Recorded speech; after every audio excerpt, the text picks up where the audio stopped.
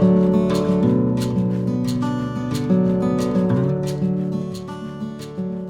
morning everyone, welcome back to a new vlog.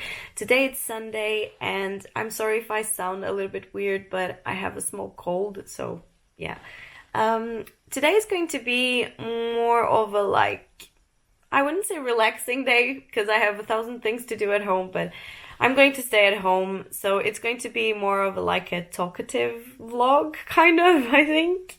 The first thing I have to tell you guys is that I have a new website. So for those of you who follow me for a while now, you probably know that I had a website before where I shared mostly recipes, I think. And now I made a completely new website and it's more about travel, like my life here in Norway. I want to post also recipes, but maybe like my favorite ones, or like one post with several ones. So I'm still trying to figure that out, but it will be a lot about travel and my lifestyle. So if you want to check that out, I can show you. Okay, so this is the website. It starts with this video in the main page. It's a little bit of a long video, so it goes on and on. And then if you scroll down, you have these three kind of like parts of the blog. One is Norway, my new home, which is going to be like blog posts about my life here in Norway. Let's travel, discover the world, which is going to be just like travel posts. And then you have lifestyle, this is me. It's quite obvious it's going to be like posts more about myself and my life. So posts are coming soon. At this moment you should have one here already. It's about Norway. Up here then you have also about me, and that's basically it. So it's going to be really simple, but it's going to be really handy to like give you guys more information about things I also do on my videos. So for example, if I travel somewhere, I normally film a let's travel video of that place. But here in the blog, I will try to write more details about the travel, like places I've been to, what did we do, how did we get to one place to the other. So it's going to be more like of a detailed description or plan or tips of the things you see in the video. It's going to have also maps with pins in Google Map that you can download and see where I've been. That's basically it. I'm quite excited to see how this goes. I'm not like a big writer. I will probably do a lot of like grammar mistakes. I have to be careful, but I don't know. I think information sometimes it's good. I have a lot of ideas, so keep track of the blog, go there. You can also comment on the blog post, so show it a bit of love, and I really hope you guys like this page. I have to show you this new machine we have. It was my mom who got it for us, and it's basically like a KitchenAid, a robot for the kitchen. It can do everything minus like the oven function, but the rest, it does everything. It does cakes, ice creams, yogurts, bread, meat, fish, rice, pasta, everything you can imagine this machine can make. And then it has like a website where you can check, kind of like a Pinterest, but just for recipes to this machine. It's called Thermomix, or in Portugal it's more famous as Bimbi. And I just want to say that this is not like a collaboration or ad or anything like that. We just got the machine and we've been using it the last week and we have been loving it so far. So I just wanted to show you guys, because here in Norway it's not really famous. Like, most people don't know what it is, whilst in Portugal everyone knows what it is and lots of people have one of these at home in the kitchen. So this is the machine. This is like as simpler as it gets. You cook things in there. It has other elements to it if you want to cook different things. So like for example this, and has like other elements as well. I will now cook Lunch, I will make some steaks with rice, and the rice I'm going to make in the machine, so I can kind of show you how I do it. So here you can see this is the website I was talking about. These are all like the albums I created with different recipes I liked. So today I want to make this one, rice with beans and cabbage. And so I'm going to click cook today, and it sends to the machine. So now here, when I come to the machine and click my week, it will show me the things I have like chosen for this week. This was the one I sent now. Okay, so I already have here the meat already prepared to go to that pan, and I'm going to start making the rice here. I clicked start, and it tells me to put 100 grams of onion and garlic. Here it goes. Next, olive oil. Next, and then it says put the lid on. Lid on. Next. She's calling me.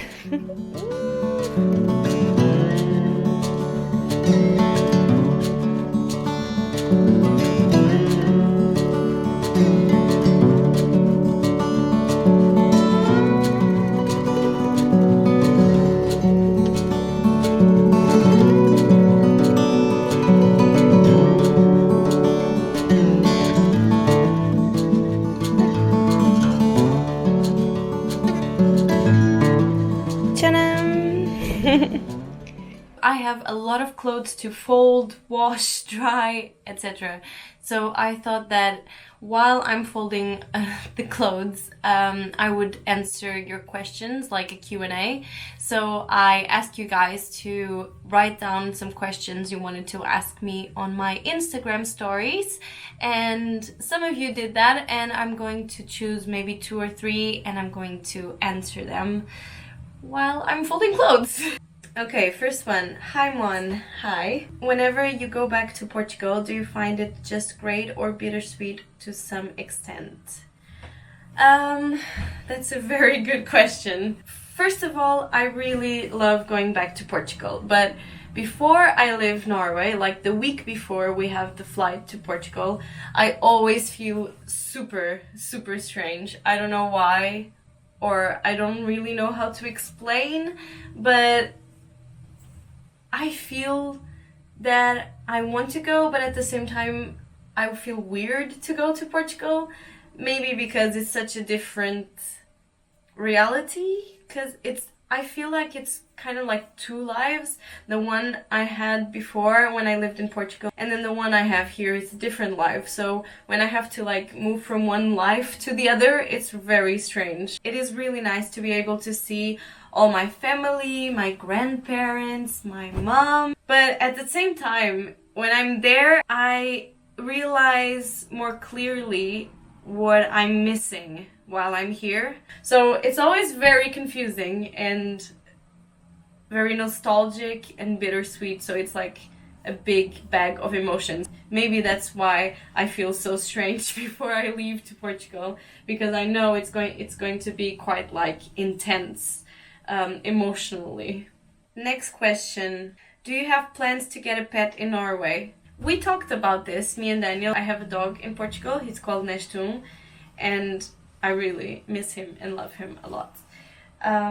But he's better with my mom there, of course, and he's really connected with my mom. I don't think I could ever put my own dog inside a plane, like in the bottom part, because he's a bit big to go with me on the plane. I really wanted a dog, but it's difficult because then when we go to Portugal for Christmas or summer vacations, then we don't have a place to leave the dog. Like, where would the dog be or stay at, you know? All our friends also go away from Oslo in Christmas and summer, and putting him in a hotel, like in a pet hotel, it's also not something I would have the courage to do. I don't know why, but I would just miss him so much.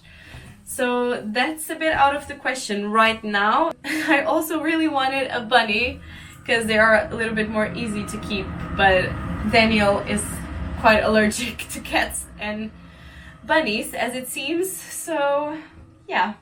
Can we please know how you met Daniel and your story? This is something that I would love to tell you guys, but at the same time, I think it's really nice to have some privacy. You know, internet right now can be a bit, you know, like too exposed. Like everyone tells everything about their life and nothing is private anymore. And I just feel that some things should remain private, some things that are more maybe close to your heart. Of course you can talk about them, but not like tell everything about everything. And Daniel is also not the biggest fan of cameras, so he appears on the vlogs and everything, but he would probably never do a sit-down video with me talking about stuff. I can tell you that we met while I was an exchange student in Trondheim. So I moved to Trondheim without knowing anyone as an Erasmus student, as an exchange student. And I was a bit alone in the beginning. And a friend of mine in Portugal knew a guy that was also in Trondheim at the same time. And she told me that she would give my contact to him so he could, you know, help me a bit if I needed to. And that was Daniel, and that's what he did. He helped me quite a lot in the beginning, settling in, and then we became friends, and then, yeah, we became boyfriend and girlfriend. We met as, like, Erasmus students, and we never came back to Portugal after that. We kind of, like, stayed together in Norway until now, which is really nice. Who is better Norwegian speaker, you or Daniel? This is easy, it's definitely Daniel. At the beginning, I was putting more effort into learning Norwegian than Daniel, because he like used English at work. But then it came a certain point where Daniel really focused on his Norwegian and started to speak a lot and having like private lessons with a teacher and everything. So he became way better than me in Norwegian, like way better. Is it common in Norway that people from other countries do a work travel thing after school? A lot of people here take a gap year, sometimes when they are studying, so they like study some years and then take a gap year to travel the world or to work and then continue their studies, or like do their whole studies and then before they get a job they do that as well. It happens quite a lot, especially because Norwegians can get some money from the state when they reach a certain age.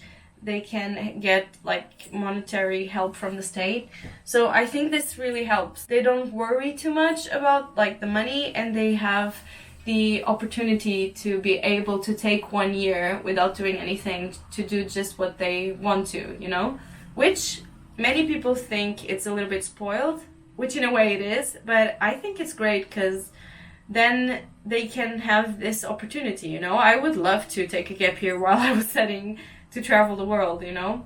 I still want to do, actually one of the questions was like a bucket list or something I really wanted for my life, and it's for sure like taking 1 year off of work and just travel the whole world and then come back. I think that's it. I'm just talking and talking and talking. Yeah, the sun is almost setting and it's not even 4 o'clock. Welcome to winter in Norway. But I hope you guys enjoyed this video.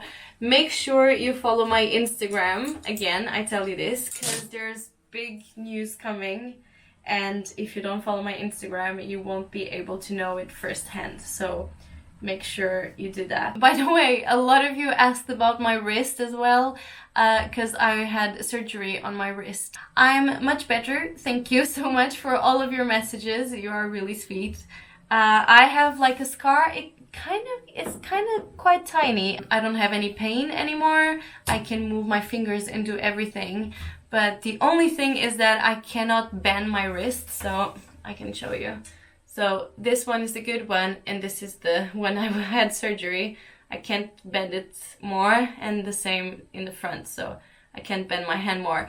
But I have been to the physiotherapist in the last weeks, and it's getting a little bit better, like little by little it's going down, I think. So it's just a matter of time, and I need to do some exercises at home. I have like a physio ball and stuff, so I'm working on that. I really hope you guys have a lovely, lovely week, and I'll see you next weekend with another video.